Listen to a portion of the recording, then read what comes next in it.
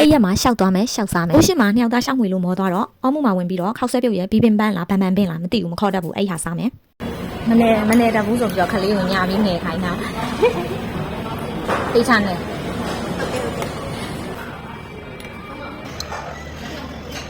စားကြပါဦးတကယ်ကျွေးလို့မရလို့ခေါ်တာပါတကယ်ကျွေးလို့ရရင်မခေါ်ပါဘူးမသိချင်အောင်စောင့်နေမှာပါစတာပါနောက်တာပါတကယ်ပြောရပါခောက်လို့ပြီးတော့ကြီးမနိုင်ညာစီကပုံပုံကြီးစတိုးမှာရှောက်မှွေပါမယ်ချက်ချင်းလေးတွေ့ကြောက်သွားမိုက်တာဘယ်လောက်လဲပြန်လိုက်တာ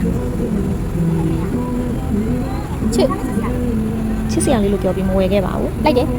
ဒါကတော့ဟိုစပင်ရှင်ရှင်နဲ့အင်ဒရီရှင်မှာရောက်လာပြီဆိုလို့ထပ်ဆောင်တာပါဒီမှာပါဒီအင်ဒရီရှင်မှာကြီးပါပိတ်ရမှာခေါင်းလျှော်မလို့လုပ်နေရမှာယူခေါင်းလျှော်နေ9မိနစ်တွင်ရောက်လာဆိုပြီးတော့ခေါ်လိုက်တာဒီမှာလာအကင်တုတ်စားကြမလို့ပါ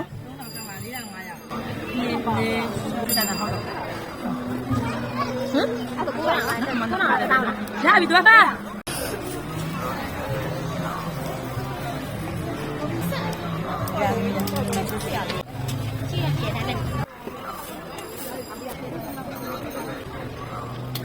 ဒါတော့အိမ်မှာကိုယ်တိုင်လှုပ်ရှားခြင်းတဲ့သူတွေကြည့်ပြီးတော့လိုက်လှုပ်ရှားလို့ရအောင်လို့ရိုက်ပြပေးထားတာပါရည်ရတော့လိုက်လို့ရမှာပြင်လို့မလုပ်တော့ပါဘူးဝယ်စားလိုက်ပါပြီ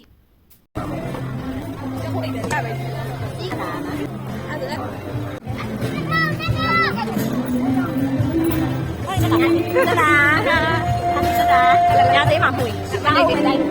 မရရအောင်အမနော်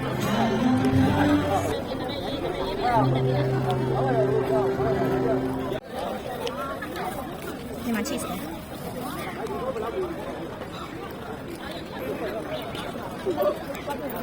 ကင်မရာလည်းနဲ့တွေ့လိုက်ပါ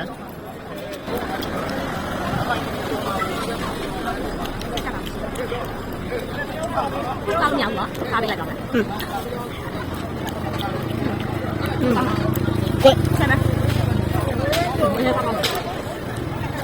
ဆိုပါဦးကိုလောင်ကွာအဲ့ဒါကိုလောင်မို့အပူလေးပေးလိုက်ဆောင်းဝေလို့ပြီးပါပြီပြန်လာတော့မယ်တက်တာအဆုံးထိကြည့်ပေးလို့ကျေးဇူးပါနောက်ဘလော့ရေမှာပြန်တွေ့ပါမယ်